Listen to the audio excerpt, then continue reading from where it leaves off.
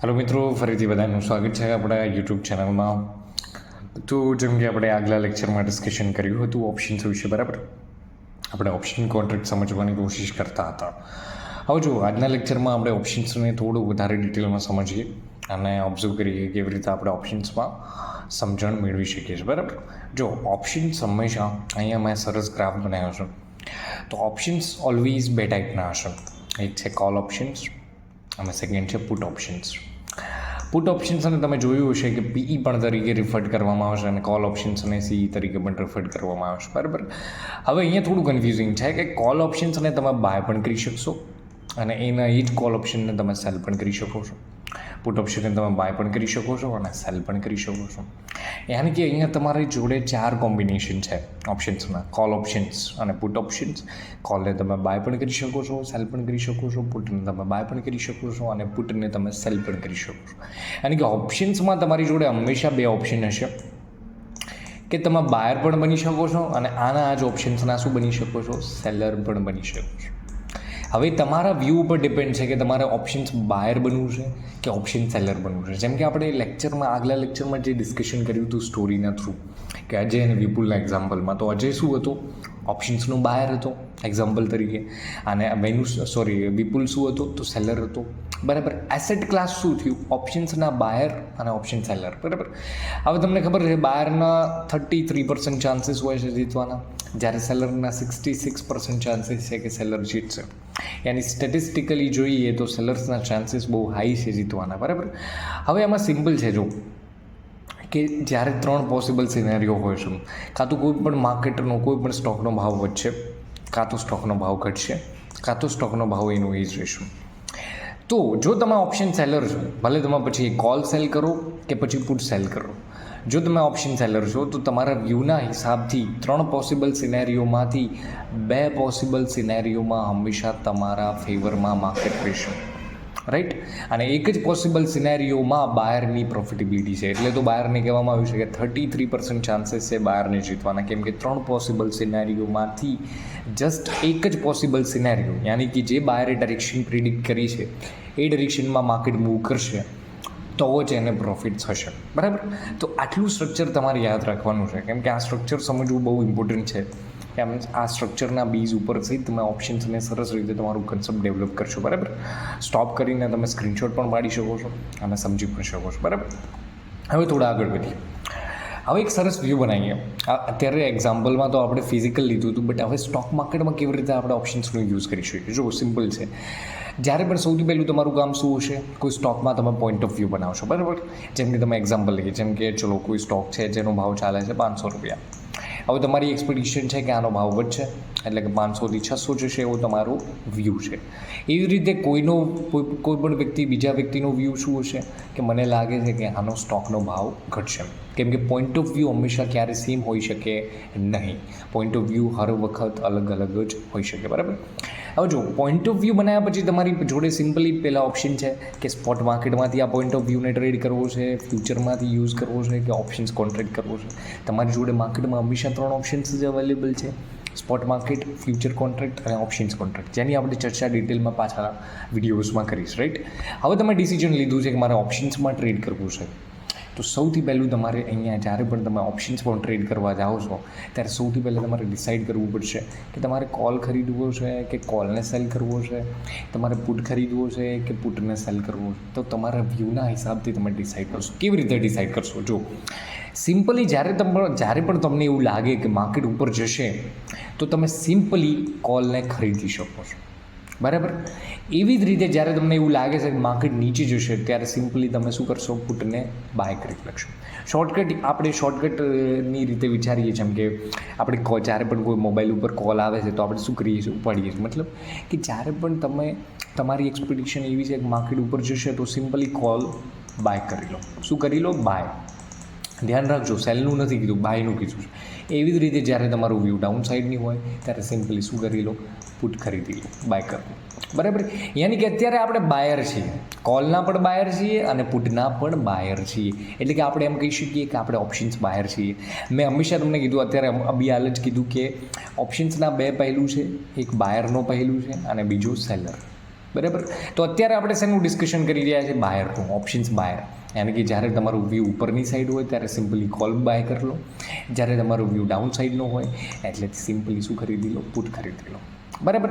સેલરના પર્સપેક્ટિવથી અત્યારે આપણે વાત નથી કરી રહ્યા. અત્યારે આપણે સેલરના પર્સપેક્ટિવથી વાત પણ નહીં કરીએ. શાંતિથી ધીરે ધીરે બાયરનું પર્સપેક્ટિવ સમજી જઈએ, પછી આપણે બાયરના કન્સેપ્ટથી સેલરનો કન્સેપ્ટ પણ સમજીશું. બરાબર. તો તમારે માઇન્ડમાં એટલું ક્લિયર હોવું જોઈએ કે 4 કોમ્બિનેશન છે ઓપ્શન્સના: call, put, buy sell, buy sell, buy sell. બરાબર. તમે તમારા વ્યૂના હિસાબથી સિલેક્શન કરશો. હવે સિમ્પલી મેં શું કીધું કે સૌથી પહેલું તમારું કામ છે પોઈન્ટ ઓફ વ્યૂ બનાવવું. પછી ડિસાઇડ કરવું કે મારે ઓપ્શન્સના બાયર બનવું છે કે ઓપ્શન્સના સેલર બનવું છે. યાની કે હું બાયર બનીશ કે સેલર બનીશ. હવે જો તમારો વ્યૂ, જેમ કે મેં સિમ્પલી કીધું કે જ્યારે પણ તમારો વ્યૂ ઉપરની સાઈડ હોય તો સિમ્પલી તમે શું ખરીદી લો? કોલને બાય કરી લો. જ્યારે તમારો વ્યૂ ડાઉન સાઈડની તરફ હોય તો ત્યારે તમે શું કરશો? સિમ્પલી પુટને પરચેઝ કરી લો, એટલે કે બાય કરી લો. બટ એનાથી ઉલટું, માર્કેટમાં હંમેશા તમારી જોડે ઓપ્શન્સ અવેલેબલ છે કે જ્યારે પણ તમને એવું લાગે કે માર્કેટ ઉપર જશે તો કોલને તો તમે ખરીદી શકશો, પ્લસ તમે પુટને સેલ પણ કરી શકો છો. રાઈટ. જ્યારે તમારું વ્યૂ ઉપરની સાઈડ હોય ત્યારે. આનું હું એક સરસ ગ્રાફ બનાવી દઈશ, અત્યારે જ બનાવી દઈશ. પછી નેક્સ્ટ લેક્ચરમાં આપણે એની ચર્ચા કરીશું, જેથી તમને એક શોર્ટકટ મળશે અને એ પ્રેઝન્ટેશન તમને સરસ યાદ રાખવામાં પણ ઇઝી પડશે. બરાબર. તો કોલ ઓપ્શન્સનું સિમ્પલ શું કીધું કે જ્યારે તમારો વ્યૂ ઉપરની સાઈડ હોય ત્યારે તમારી જોડે 2 ઓપ્શન છે કે યા તો કોલને ખરીદી લો કાં તો પુટને સેલ કરી લો. એવી જ રીતે જ્યારે વ્યૂ તમારો ડાઉન સાઈડની તરફ છે ત્યારે સિમ્પલી પુટને બાય કરી લો કાં તો કોલને સેલ કરી લો. આ 4 કોમ્બિનેશન છે. બરાબર.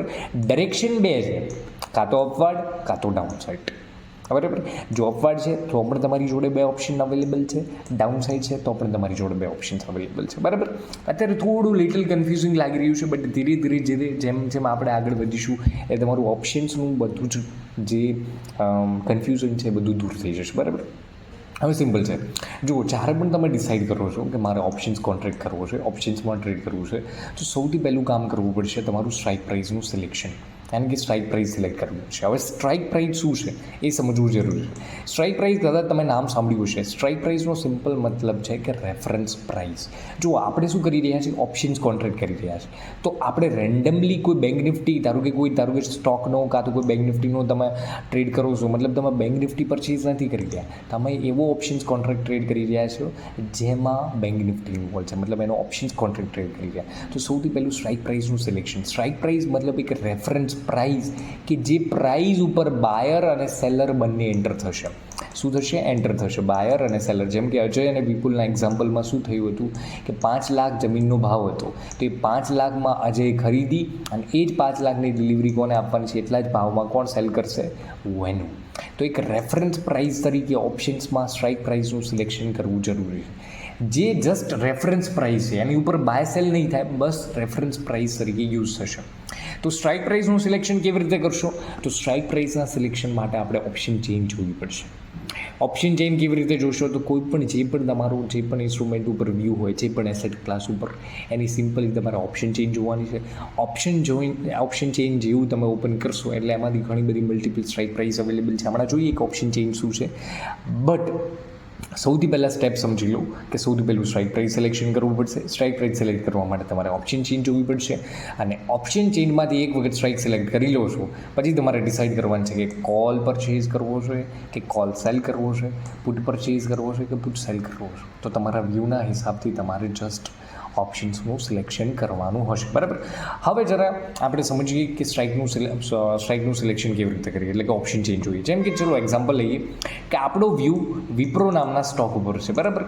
હવે મને લાગે છે કે વિપ્રો ઉપર જશે, તમને લાગે છે વિપ્રો નીચે જશે. એક વખત પોઈન્ટ ઓફ વ્યૂ બની ગયો, સૌથી પહેલું ડિસિઝન લઈ લીધું કે હું ઓપ્શન કોન્ટ્રાક્ટમાં ટ્રેડ કરવા માગું છું, તો પછી બીજું સ્ટેપ શું છે કે સ્ટ્રાઇક પ્રાઇસનું સિલેક્શન. સ્ટ્રાઇક પ્રાઇસના સિલેક્શન માટે તમારે અહીંયા જવું પડશે ઓપ્શન ચેઇન. તો અહીંયા હું સિમ્પલી લખીશ ગૂગલ ઉપર કે વિપ્રો ઓપ્શન ચેઇન.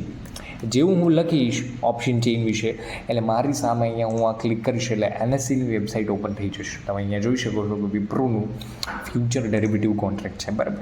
વિપ્રોની સરસ ઓપ્શન ચેઇન ખોલી લઈશું, પછી આગળનું ડિસ્કશન કરીએ. તો અહીંયા તમે જોઈ શકો છો કે સાઇટ ઓપન થઈ ચૂકી છે. થોડું નેટવર્ક ઇશ્યુ છે તો એડજસ્ટ કરવાની કોશિશ કરજો. બરાબર. અહીંયા જોઈ શકો તમે, અહીંયા જેવું તમે ઓપ્શન ચેઇન ઉપર ક્લિક કરશો એટલે તમારી સામે સરસ ઓપ્શન ચેઇન ખુલી જશે. રિફ્રેશ થઈ ગયું છે? Yes. Okay. Okay, option change છે, બરાબર. હવે તમે જોઈ શકો છો કે આ ઓપ્શન ચેન્જ છે. હવે ધ્યાનથી જુઓ તમે, આવી રીતે બહુ મોટી ઓપ્શન ચેન્જ છે. હવે ઓપ્શન ચેન્જમાં તમે જોશો તો અહીંયા સ્ટ્રાઇક પ્રાઇસ લખેલું છે. સ્ટ્રાઇક પ્રાઇસ મતલબ જેની આપણે વાત કરીએ તો આ તમે અહીં વચ્ચે જોઈ શકો છો 405, 410, 415 આ બધું શું છે તો પ્રાઇસ છે. કોની છે? વિપ્રોની. તો એ જ સ્ટ્રાઇક પ્રાઇસ તરીકે તમારે આ ઘણી બધી સ્ટ્રાઇક પ્રાઇસ અવેલેબલ છે, બરાબર. આ મલ્ટિપલ સ્ટ્રાઇક પ્રાઇસમાંથી તમારે કોઈ એક સ્ટ્રાઇક પ્રાઇસ સિલેક્ટ કરવાની છે અને એના ઉપર કોન્ટ્રાક્ટ કરવાનો છે. ધ્યાનથી તમે જોશો તો લેફ્ટ સાઈડ પોર્શનમાં કોલ છે, રાઈટ સાઈડ પોર્શનમાં પુટ છે, બરાબર. કોલ અને પુટ બંને છે. આપણે ખાસ શું જોવાનું છે? એલટીપી જોવાની છે. અત્યારે આપણે એલટીપી ઉપર ફોકસ કરીશું. એલટીપીનો મતલબ એવો છે કે લાસ્ટ ટ્રેડેડ પ્રાઇસ, મતલબ ટૂંકમાં પ્રીમિયમ કહી શકીએ. હરેક સ્ટ્રાઇક પ્રાઇસનું કંઈક ને કંઈક પ્રીમિયમ ચાલતું હશે કોલ અને પુટનું. તો તમારે વ્યૂના હિસાબથી તમે જે સિલેક્શન કર્યું છે એટલે કે કોલ અને પુટ, તો એ તરફ તમે તમારું પ્રીમિયમ જોવાની કોશિશ કરશો. ચલો રેન્ડમલી અત્યારે સરસ એક્ઝામ્પલ આપું કે તમે જોશો કે વિપ્રો ક્યાં ચાલી રહ્યો છે. તો વિપ્રો અત્યારે એક્ઝામ્પલ અત્યારે વિપ્રો કરન્ટલી 520ની અરાઉન્ડ ચાલી રહ્યો છે, બરાબર.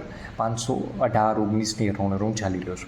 તો અત્યારે રેન્ડમલી જસ્ટ ચલો એક્ઝામ્પલ લઈ લઈએ કે તમે નજીકની સૌથી નજીક જ્યાં માર્કેટ ચાલી રહ્યું છે યાની કે વિપ્રોનો જે ભાવ છે એને સૌથી નજીકની સ્ટ્રાઇક પ્રાઇસ સિલેક્ટ કરી લીધી. કેમ કે 518 તો અવેલેબલ છે નહીં, તો કોન્ટ્રાક્ટ કરવો છે તો કોઈ એક સ્ટ્રાઇક પ્રાઇસ તો પસંદ કરવી પડશે. તો એના માટે આપણે શું કર્યું કે 520 નામની સ્ટ્રાઇક પ્રાઇસ પસંદ કરી નાખી, બરાબર.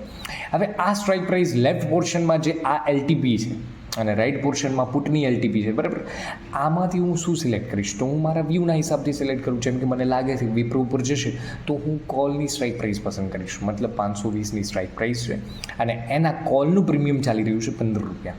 એવી જ રીતે જો હું જોઉં છું કે 520ની સ્ટ્રાઇક પ્રાઇસ છે તો એનું પુટનું પ્રીમિયમ ચાલી રહ્યું છે 18 રૂપિયા. હવે જો પ્રીમિયમ ફ્લક્ચ્યુએટ કરશે સેકન્ડ બાય સેકન્ડ. અત્યારે એનએસસીની વેબસાઇટ ઉપર જોઈ રહ્યા છો એટલે એક મિનિટ પછી એ રિફ્રેશ થાય છે, બરાબર. બટ જ્યારે તમે તમારા બ્રોકરના ટર્મિનલની ઓપ્શન ચેન્જ યુઝ કરશો તો એ ફ્લક્ચ્યુએટ કરશે સેકન્ડ બાય સેકન્ડ. સો પ્રીમિયમમાં ફ્લક્ચ્યુએશન ચાલતી રહેશે. તો સિમ્પલી એટલું સમજી ગયા કે હરેક strike price multiple strike price available છે. એમાં સ્ટ્રાઇક પ્રાઇસનું સિલેક્શન કરવાનું છે. જો સ્ટ્રાઇક પ્રાઇસનું સિલેક્શન કરવું એ પણ એક સ્કિલ છે. તો સ્ટ્રાઇક પ્રાઇસ કેવી રીતે સિલેક્ટ કરશો એની પણ આપણે ડિટેલમાં સરસ રીતે ચર્ચા કરીશું. અત્યારે તમારા માઇન્ડમાં એટલું કન્સેપ્ટ ક્લિયર હોવો જોઈએ કે જ્યારે પણ હું કોઈ સ્ટોક ઉપર કાં તો કોઈ કમોડિટી ઇન્ડેક્સ ઉપર જ્યારે હું મારો પોઈન્ટ ઓફ વ્યૂ બિલ્ડ કરું છું તો એ પોઈન્ટ ઓફ વ્યૂને ટ્રેડ કરવા માટે મારી જોડે મલ્ટિપલ ઓપ્શન છે, સ્પોટ માર્કેટ, ફ્યુચર ઓપ્શન્સ.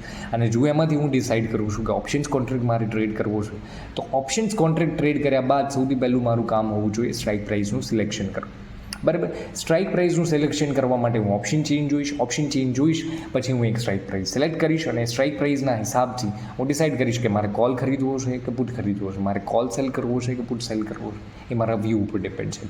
ક્યારે કોલ ખરીદવો જોઈએ, ક્યારે પુટ ખરીદવો જોઈએ એ થોડું ડિટેલમાં અત્યારે ચર્ચા નથી કરી, પણ થોડું તમને અંદાજો આવ્યો છે કે જ્યારે પણ તમને એવું લાગે કે સ્ટોકના ભાવ વધશે તો સિમ્પલી કોલ ખરીદી લો. જ્યારે પણ તમને એવું લાગે કે સ્ટોકના ભાવ ઘટશે તો સિમ્પલી પુટ ખરીદી લો, બરાબર. કોલ અને પુટ ક્યારે સેલ કરશો તો એ પછીનું ડિસ્કશન છે. કેમ કોલ ખરીદી લો, કેમ પુટ ખરીદી લો એ પણ ધીરે ધીરે આપણે ડિસ્કશન કરીશું. અત્યારે જસ્ટ સ્ટ્રાઇક પ્રાઇસ. હવે જો આજે તમે ઓપ્શન ચેન્જ જોઈ શકો છો ઘણા બધા સ્ટોક્સની અને તમે ઓબ્ઝર્વ કરવાની કોશિશ કરજો કે એલટીપી કેવી રીતે હોય છે. પછી કાલે આપણે ડિટેલમાં સરસ રીતે સ્ટ્રાઇક પ્રાઇસનું સિલેક્શન કરીશું. ઓકે, તો મળીએ નેક્સ્ટ વિડીયોમાં.